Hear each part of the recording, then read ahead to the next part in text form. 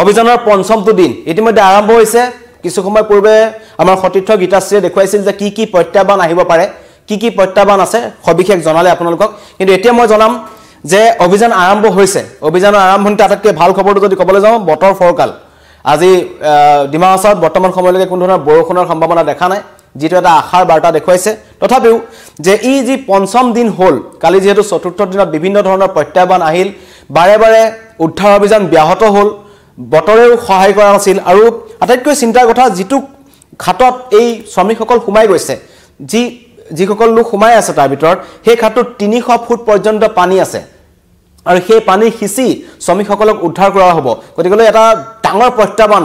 উদ্ধাৰকাৰী দলসমূহৰ মাজত কাৰণ ইতিমধ্যে কৈছো বিশাখাপট্টনমৰ পৰা পৰখি আহি উদ্ধাৰ হৈছিল যে নৌসেনাৰ দুবাৰু দল কিন্তু প্ৰকৃতিৰ যেনেকুৱা ধৰণৰ ফালৰ পৰা যেটো প্ৰাকৃতিকভাৱে যেটো বাধা আহিছে পানী সোমাই গৈছে কোন ফালৰ পৰা পানী সোমাই আছে ধৰিব পৰা নাই গতিকে প্ৰথমতে 100 ফুট আছিল এতিয়া পানী আহি 300 ফুট পৰ্যন্ত সোমালে আৰু কিছু দুদিন পূৰ্বে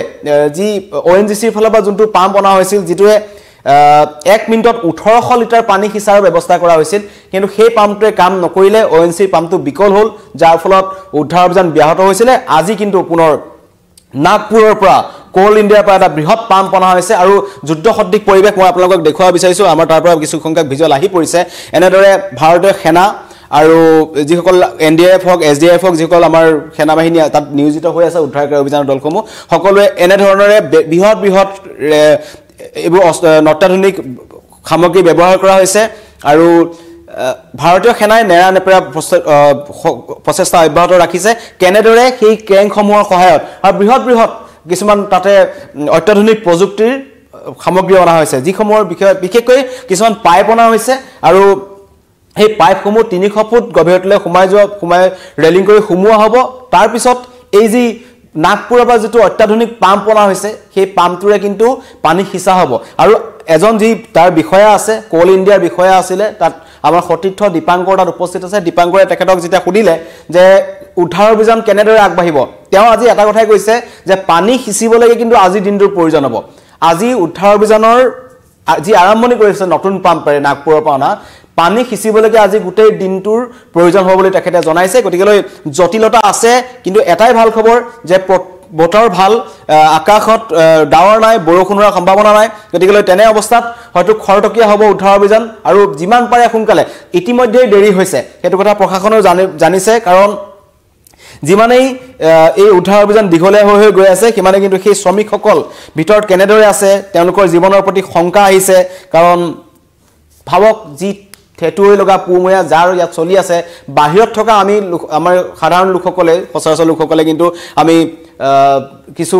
অসুবিধা পাইছো আৰু তেওঁলোকে সেই গহবৰটোৰ ভিতৰত 6 তাৰিখৰ পৰা সোমাই আছে গতিকে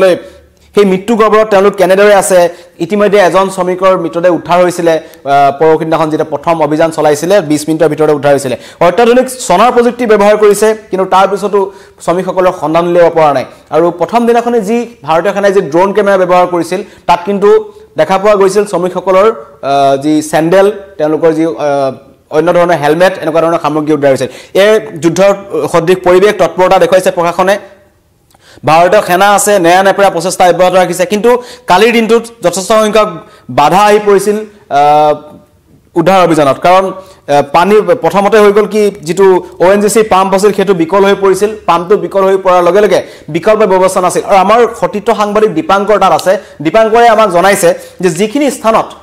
স্থানত এই উদ্ধাৰ অভিযানটো চলাইছে তাত 4 চকীয়া বাহন যাবলৈকে কিছু অসুবিধা গতিকে এনে দুৰ্গম স্থানত এনে ধৰণৰ উদ্ধাৰ অভিযান চলি আছে তাত কিন্তু ভাৰতীয় সেনাই হেলিকপ্টাৰ ব্যৱহাৰ কৰিছে অন্য ধৰণৰ যি অত্যাধুনিক বাহন আছে ভাৰতীয় সেনাৰ ওচৰত সেইবোৰ ব্যৱহাৰ কৰিছে আৰু আটাইতকৈ ডাঙৰ কথা যে ইমানটা দুৰ্গম অঞ্চলত বিজ্ঞান প্ৰযুক্তিৰ অবিহনে এটা পুৰণিকলীয়া পদ্ধতিৰে যি ধৰণৰ কয়লা খনন চলি আছিল এই ক্ষেত্ৰত প্ৰশাসন কেনেকৈ ধৰণে মৌন হৈ আছিল ইমান দিন বা এই শ্ৰমিকসকলৰ জীৱনক লৈ হেতালি খেলা হৈছে নেকি এনেকুৱা ধৰণৰ বিভিন্ন প্ৰশ্ন আহিছে কিন্তু আৰু সেই অঞ্চলটোৰ পৰা আমাৰ সতীৰ্থ দীপাংকৰে জনাইছে যে আজি এতিয়া কোনো তাত স্থানৰ লোক নাই সকলো পলাই পতং দিছে কাৰণ ইতিমধ্যেই ঘটনাত জড়িত পুলিচ তুনিছা বলা এজনক গ্ৰেপ্তাৰ কৰা হৈছিল আৰু আজি পুনৰ এজনক গ্ৰেপ্তাৰ কৰা হৈছে যাৰ নাম হৈছে হান্নান লস্কৰ নামৰ এজনক আটক কৰিছে আৰক্ষীয়ে হুদাপোছা কৰিছে এই ঘটনাত যেনেকৈ ধৰণৰ কেতিয়াৰ পৰা চলি আছিল কেনেকৈ চলি আছিল কাৰ নিৰ্দেশত চলি আছিল আৰু ইয়াত কিমান লোক আছিল কাৰণ এতিয়া সন্দেহ কৰা হৈছে যে ইয়াত 9 জন শ্ৰমিক বৰ্তমান আছে তাৰ ভিতৰত সোমাই আছে বুলি কৈছে এজনৰ ভিতৰতে উদ্ধাৰ হৈছে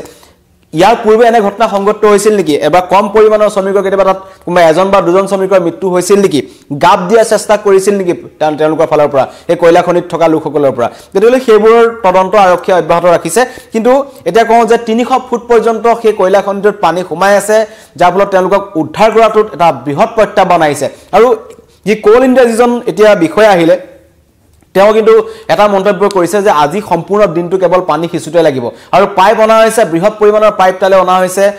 জেসিবি দেখিছো এক্সকেভেটৰ দেখিছো ভাৰত এখনৰ বাহন দেখিছো এনেকুৱা ধৰণৰ এখিনি এছডিআইএফ আৰু এনডিএফৰ যিসকল সদস্য আছে তেওঁলোক বাহিৰত আছে অত্যাধুনিক প্ৰযুক্তিৰে পাইপসমূহ 300 ফুট পৰ্যন্ত তললৈ সোমোৱাৰ ব্যৱস্থা কৰিছে ওয়েল্ডিং কৰি থকা হৈছে তাৰ পিছত পানী খিচিব পানী উলাব তাৰ পিছত উদ্ধাৰ অভিযানকাৰী দল যি বিশাখাপট্টনমৰ পৰা আহিছে সেই সকল লোক যাব আৰু এই মৃত্যু গহ্বৰৰ বাহিৰত এতিয়া সেই তাত থকা শ্ৰমিকসকলৰ পৰিয়ালৰ হাহাকাৰ দেখিবলৈ পোৱা গৈছে কালি দেখিছিলো এগৰাকী মহিলাই কান্দি কান্দি কৈছিল মুখ্যমন্ত্ৰীলৈ কাটৰ আহ্বান জনাইছিল যে মোৰ স্বামী এডাল চুলি হলো মোক লাগিব ধৰে এনেকুৱা এক পৰিবেশ আবেগিক এক পৰিবেশ বুজাব নোৱাৰে পৰিবেশ সৃষ্টি হৈছে যিসকলৰ আত্মীয় সেই গহ্বৰটোৰ ভিতৰত সোমাই আছে তেওঁলোকৰ কি হৈছে তেওঁলোকে জানে কিন্তু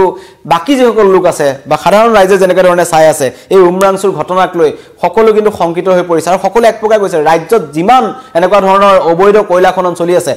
এই ঘটনাই পুনৰবাৰ উদঙাই দিলে যে ৰাজ্যত যি কোল মাইনিং চলি আছে ৰেড কোল মাইনিং বুলি কয় এটো অতি এটা ভয়ংকৰ কিন্তু পদ্ধতি কাৰণ লিডু কয়লা মাৰ্ঘেৰিটা ফালেও এনেকুৱা ধৰণৰ কয়লা মাইনিং চলি আছে অবৈধ খনন চলি আছে সময়ে সময়ে এনেকুৱা ধৰণৰ প্ৰশ্ন উত্থাপিত হৈ আছে কিন্তু কৰবাত যেন চৰকাৰ প্ৰশাসন এই ক্ষেত্ৰত গৈ কেতিয়াবা পাহৰি যায় বা তেওঁলোকে এনেকুৱা ধৰণৰ ঘটনাটো হ'ল এই ঘটনাৰ পিছত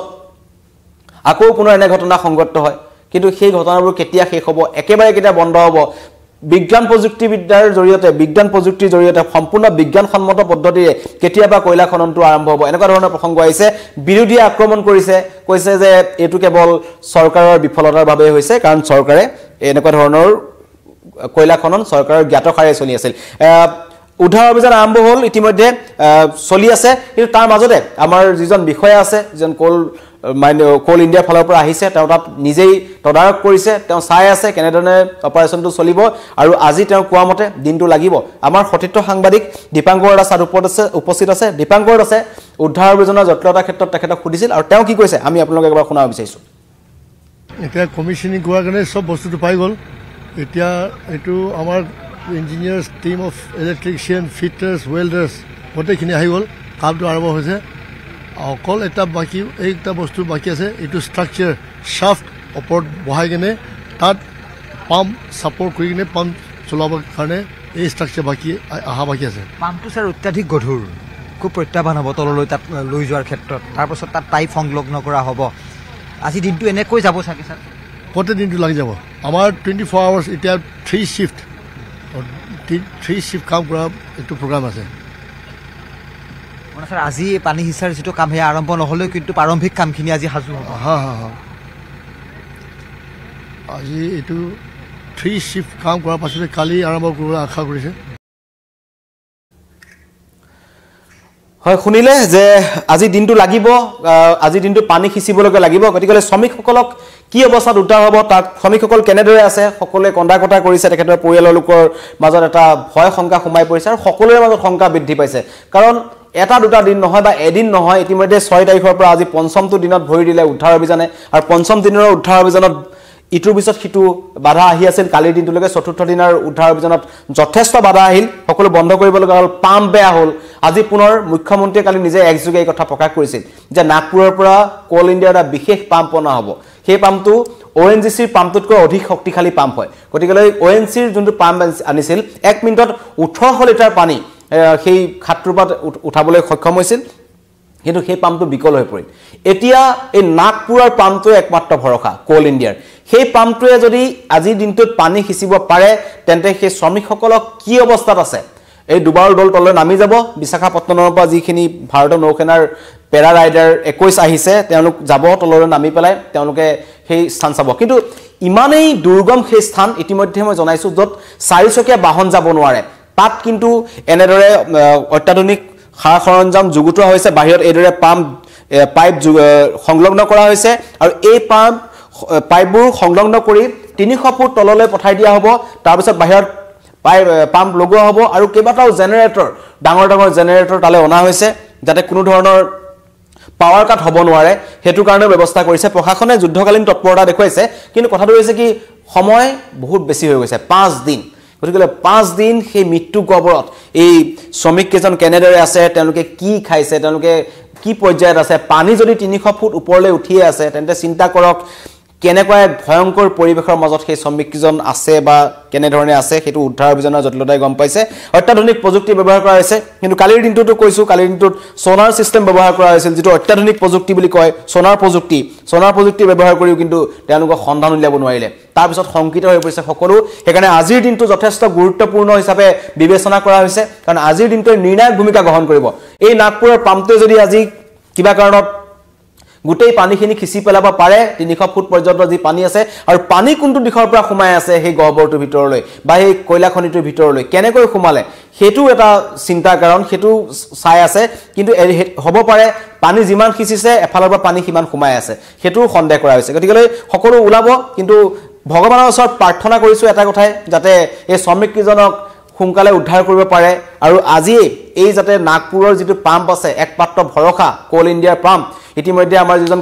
কোল ইণ্ডিয়াৰ যিজন শীৰ্ষ বিষয়া আছে তেওঁ জনাইছে যে আজি দিনটো পানী খিচিবলৈ লাগি যাব গতিকে আজিৰ দিনটোতেই এটা নিৰ্ণায়ক ভূমিকা হওক নিৰ্ণায়ক দিন হওক ভাৰতীয় সেনা যেনেদৰে নেৰানেপেৰাকৈ লাগি আছে SDF আছে NDF আছে আৰু ডিমা হাছাৰ কেইবাজনৰ শীৰ্ষ তেওঁলোকৰ চৰকাৰী বিষয়া তাত উপস্থিত হৈছে আৰু সমগ্ৰ ঘটনাত পুলিশ নুনিছাৰ পিছত দ্বিতীয়জনক আটক কৰা হৈছে যে তেওঁ খুদাপোছা কৰা হ'ব আৰু এই গুটেই কেনেকে ধৰণৰে এই গুটেই কয়লা খনিটো চলি আছিল অবৈধ কয়লা খনিটো চলি আছিল কাৰ নিৰ্দেশত চলি আছিল সমগ্ৰ ঘটনা মুখ্যমন্ত্ৰী ইতিমধ্যে তদন্তৰ নিৰ্দেশ দিছে তেওঁ আদেশ দিছে গতিকে মুখ্যমন্ত্ৰীৰ নিৰ্দেশৰ পিছতে গোচৰ ৰুজু হৈছে গোচৰ ৰুজু হোৱাৰ পিছত পুলিশ নুনিছা বোলাজনক গ্ৰেপ্তাৰ কৰিছিল আৰু এতিয়া আজি পুনৰ এজনক গ্ৰেপ্তাৰ কৰিছে যাৰ নাম হৈছে হান্নান লস্কৰ গ্ৰেপ্তাৰ কৰিছে তেওঁ স্থানীয় লোক আৰু অতি ৰহস্যজনকভাৱে সেই অঞ্চলৰ পৰা স্থানীয় লোকসকল পলায়ন কৰিছে গতিকে তেওঁলোকৰ কিবা ভয় খাইছে নেকি তেওঁলোকক কোনবাই তাৰ পৰা পলাই যাবলৈ কৈছে নেকি এনেকুৱা ধৰণৰ ঘটনা আৰক্ষীয়ে তদন্ত কৰিব কিন্তু বৰ্তমান আটাইতকৈ গুৰুত্বপূৰ্ণ দিশটো হৈছে এই শ্ৰমিকসকল যিকিজন শ্ৰমিক তাত আছে তেওঁলোকক কেনেকৈ উদ্ধাৰ কৰিব পাৰি তেওঁলোকক সুকলমে উদ্ধাৰ কৰিব পাৰি প্ৰশাসনে সেইটোৱে চেষ্টা চলাইছে বাহিৰত ভাৰতীয় সেনা ৰখি আছে যিকোনো মুহূৰ্তত শ্ৰমিক যদি সুস্থ অৱস্থাত এজন শ্ৰমিকক উদ্ধাৰ কৰিব পাৰি তেওঁ ততাতৈয়াকৈ নিকটৱৰ্তী হস্পিটেললৈ নিয়া হ'ব যেনেকুৱা ধৰণৰ চিকিৎসাৰ প্ৰয়োজন হয় তেনেকুৱা ধৰণৰ চিকিৎসা প্ৰদান কৰা হ'ব গতিকে আৰম্ভ হৈছে পঞ্চম দিনৰ উদ্ধাৰ অভিযান যুদ্ধকালীন তৎপৰতা মই দেখুৱাইছো আৰু আমাৰ সতীৰ্থ সাংবাদিক দীপাংকৰ তাত আছে প্ৰতিটো মুহূৰ্তৰ খবৰ আমাক দেখুৱাই দি থাকিব আৰু আমি আপোনালোকক জনাই গৈ থাকিম প্ৰতিটো মুহূৰ্তৰ খবৰ সকলোৱে প্ৰাৰ্থনা কৰক যে এই মৃত্যু গহ্বৰত আবদ্ধ হৈ থকা এই শ্ৰমিক কেজন যাতে সুকলমে ওলাই আহিব পাৰে তেখেতলোকৰ পৰিয়ালৰ মাজত হাহাকাৰ লাগিবই কাৰণ কি অৱস্থাত আছে কেনেদৰে আছে কোনোৱে নাজানে মাত্ৰ এজনৰ মৃতদেহ উদ্ধাৰ হৈছিল যিজন হৈছে নেপালৰ গংগা বাহাদুৰ শ্ৰেষ্ঠ প্ৰথম দিনাখনেই যি উদ্ধাৰ অভিযান চলিছিল তেতিয়া 20 মিনিটতে কিন্তু তেখেতৰ মৃতদেহ উদ্ধাৰ হৈছিল তাৰ পিছৰ পৰা কিন্তু এজনৰ শ্ৰমিকৰ বৰ্তমানলৈকে সন্ধান পোৱা নাই ধন্যবাদ